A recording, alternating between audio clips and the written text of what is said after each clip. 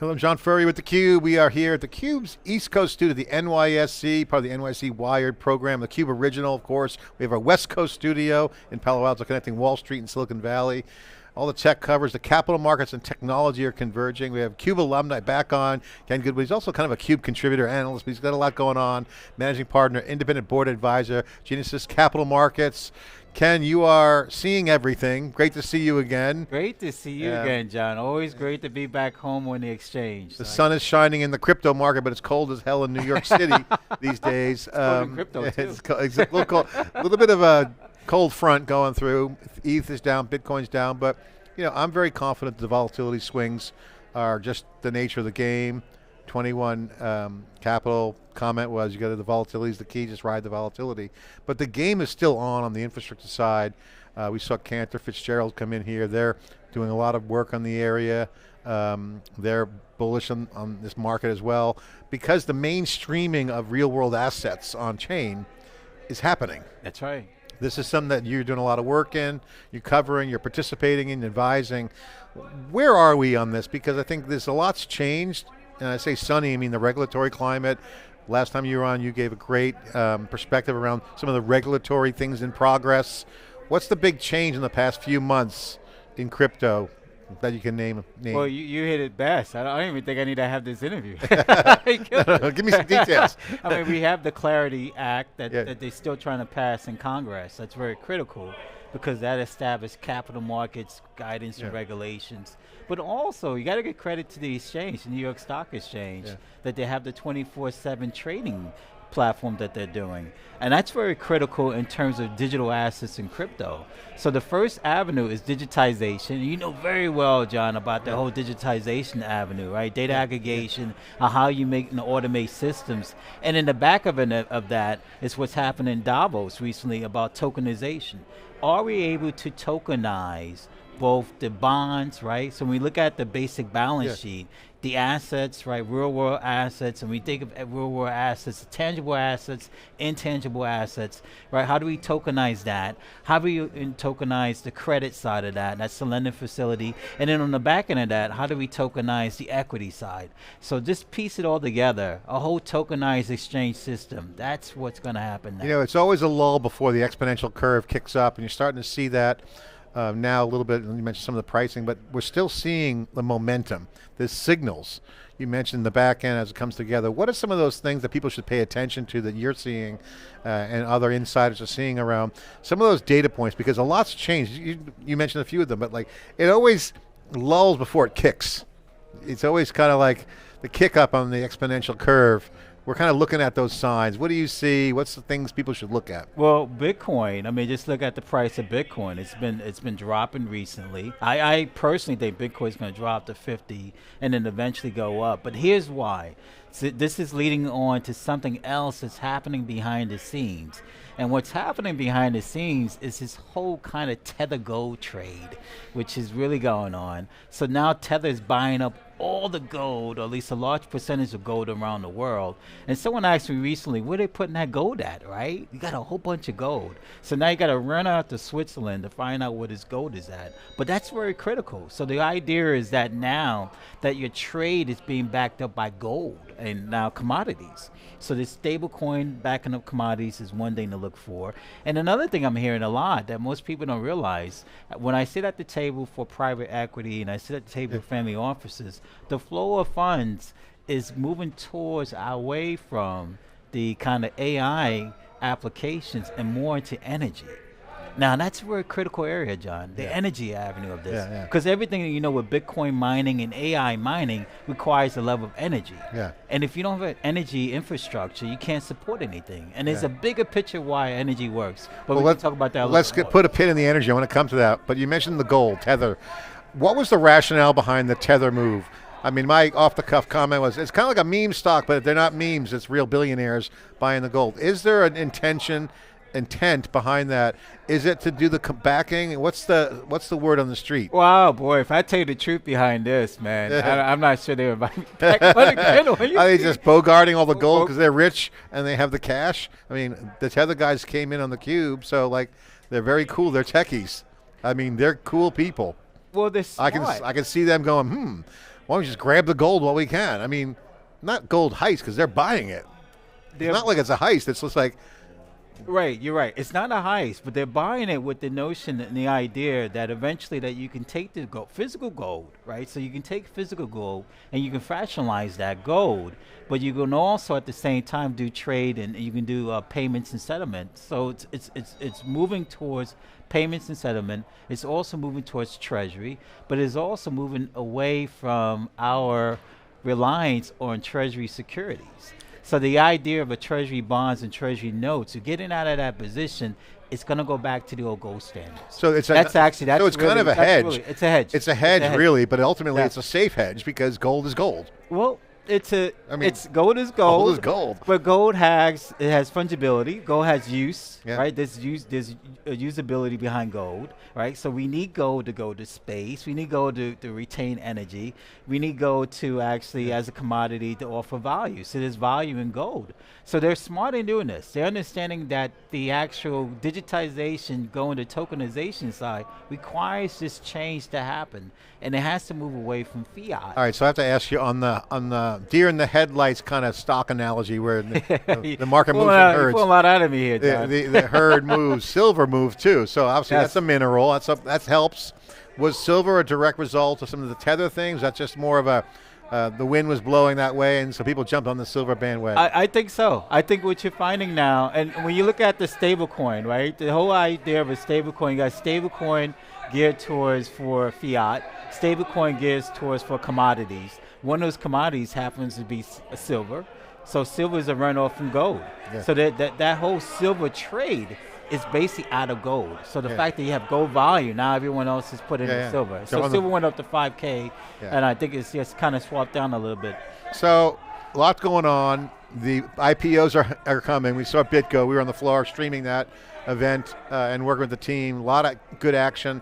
I'm bullish on BitGo because of they have a tech team, the CEO, founder, ex-Netscape, kind of my generation. My generation. Our generation. Our generation. We're in our 40s, so we can speak to that. Young, but like they think like a tech company. This has been the common theme of our crypto trailblazers, and I think you hit on this last time we talked, but I want to recycle about what's changed. The mainstreaming of the stack, from a tech perspective, is having ripple effects in finance. What's your view on this, where we are? Any new data, opinions, changed? You today you saw Kenneth Fitzgerald. I mean, that's the idea. The idea is that let's move in that direction. I think companies are starting to figure out who we need to hire, the human capital, what infrastructure we need to have. If we don't have the infrastructure, maybe we acquire a company that can actually do that work. So they got it. They understand that they need to go in this direction. If they don't go in this direction, then their competitors are going to probably do it themselves. Yeah. So the whole structure of fintech coming together. We say fintech. What is fintech? We got that finance side and that technology side. The technology side has always been ahead.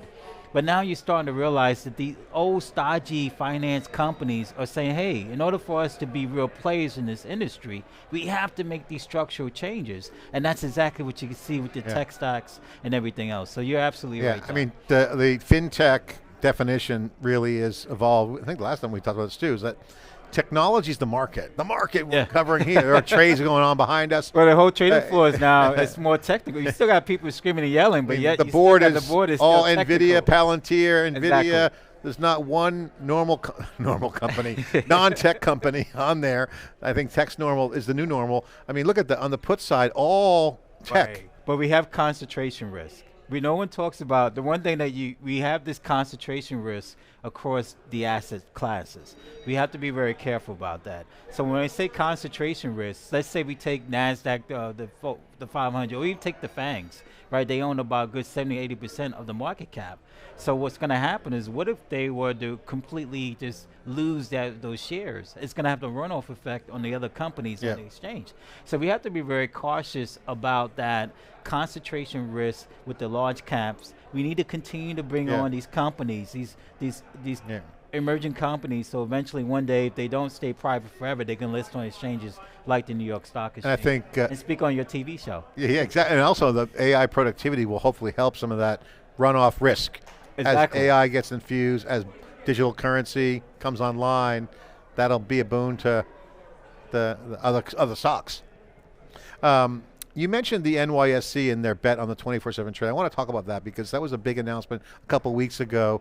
They announced the intention for a trading. Explain the news and what does it mean? Oh, it means everything. I mean, the fact that they took time to invest in a system to actually do a 24/7 trade using digital ledger technology. I'm gonna have you dance with me on this, because I don't know completely what they did, but they finally did it.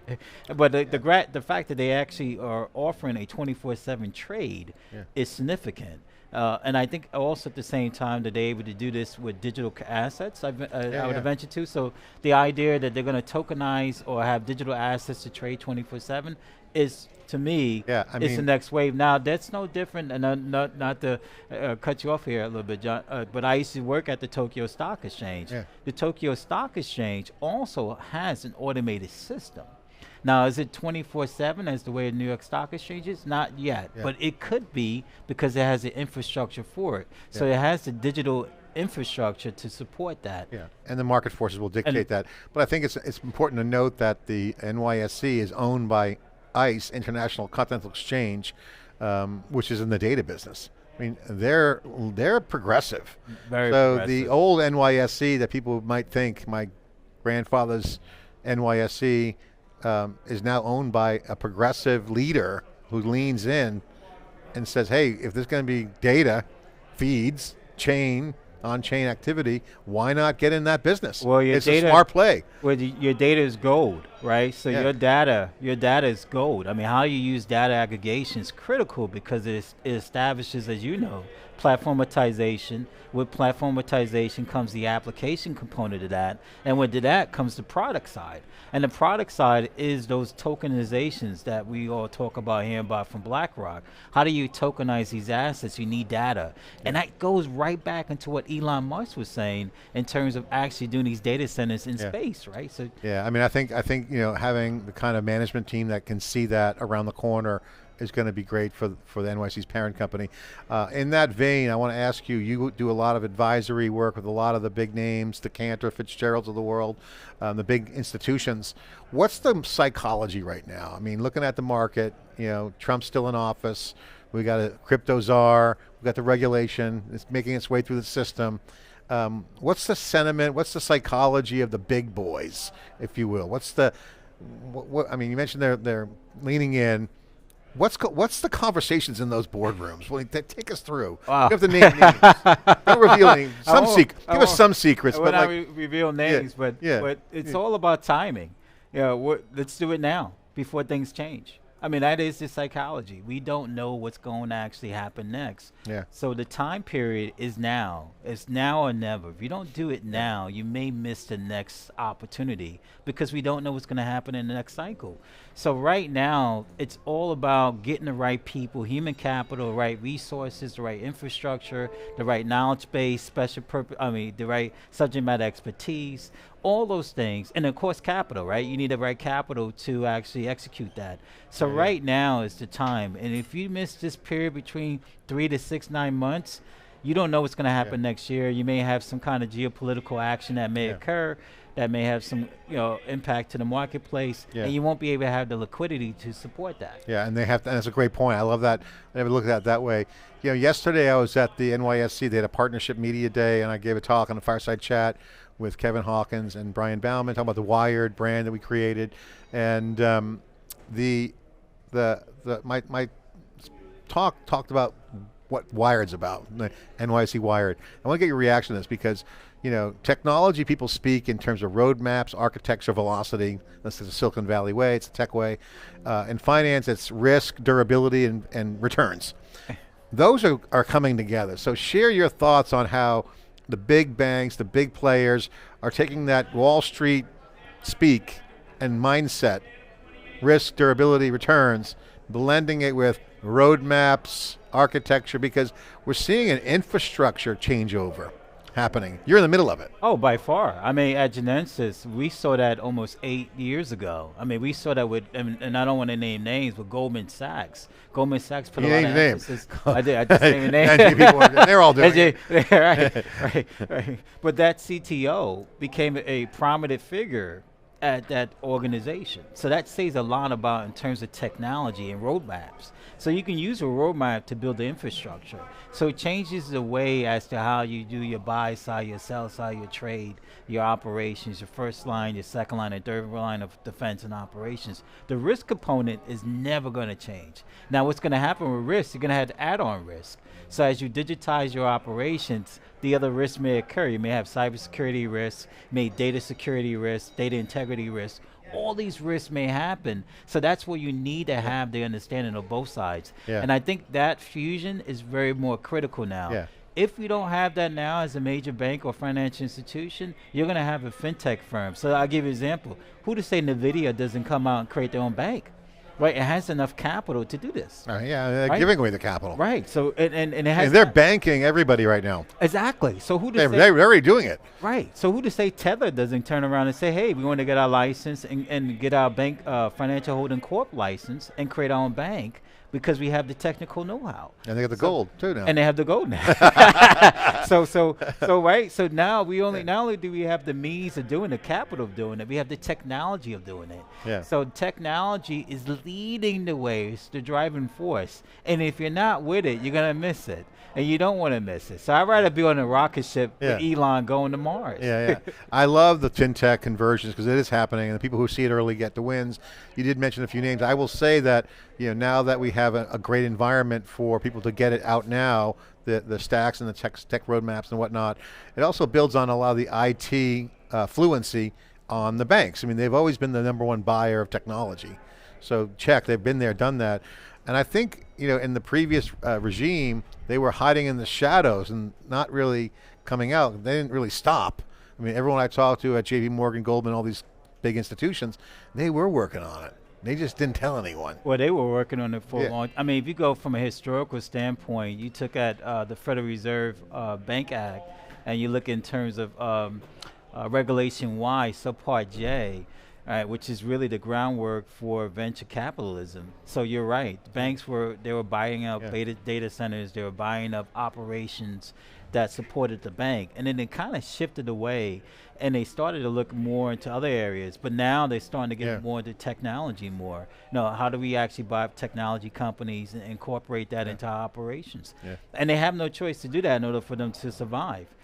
Ken, I really appreciate you coming on. One thing I do love about you, not only are you in all the great conversations, you also teach young people at NJIT, New Jersey Institute of Technology.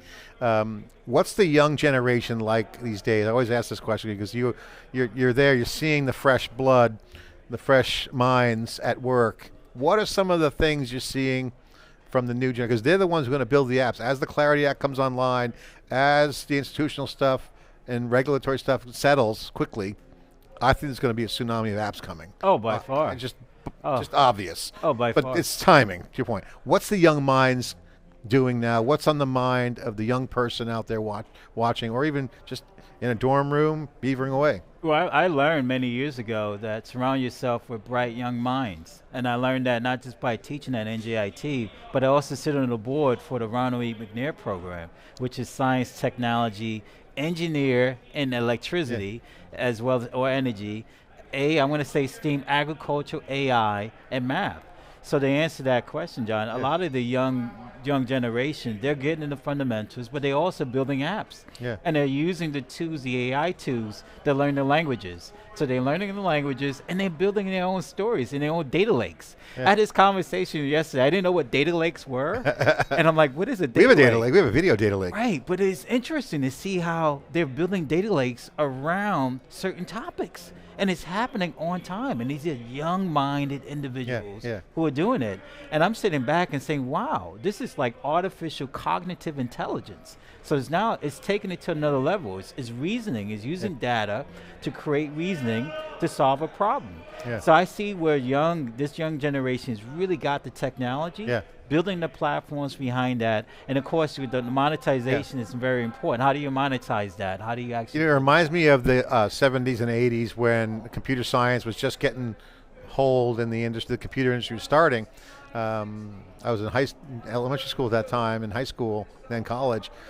They were hard problems to solve. And if you look at today, I just interviewed General Fusion, there's AI tough discussions, crypto. There are a lot of technical physics problems. You mentioned energy, like there's so much going on that if you're a young mind, this is a lot to bite into. Intellectually, problem solving. So you start to see people realize that, oh, a lot of this other stuff I'm learning in school, I can have resource for that, Copilot or whatever, but you're starting to see people think differently around what was once a PhD track. Right. Like, okay, I got to go to school for 10 zillion years and then do a thesis. Now it's like, oh my God, I can get PhD level capabilities now. Exactly. And no disrespect to going to college, but you can do this learning online. Yeah. Right? You can, if you're good at something, and you're really, really good at it. So you want to be, let's say, learn about nanotechnology or any other kind of subject matter. You can go online and get those skills and still create and be co-creator, which is the ultimate goal. How do you become the best co-creator to solve a problem and to come up with a solution? And I think in this day and age with AI, if you use it correctly, you can come up with a great solution and still be able to offer value. And that value, of course, can create some capital, and then you can grow your companies. And this is what you're seeing, is people are realizing that there's a lot of issues and challenges out there. What's the best way to solve it? And they're using technology to solve it. Now, you still need the bankers. You still need the bankers. You still need the money. Well, I mean, the other thing that I was talking about at the partnership event was our philosophy at theCUBE, which is, we target the builders, entrepreneurs, people solving problems. But once you do it, you need an operator and you need money. So you got to have the builders, operators, and the investors. And I think that's where the confluence here in New York and in Silicon Valley are coming together. And we're seeing that on real world assets. That's going physical AI. So the trend is collapsing of disciplines. Exactly. Okay, and function. And then physical, real world, and digital coming together. Exactly. On both fronts. On I mean, both fronts. The two hottest trends right now are AI and crypto. All need energy. Right.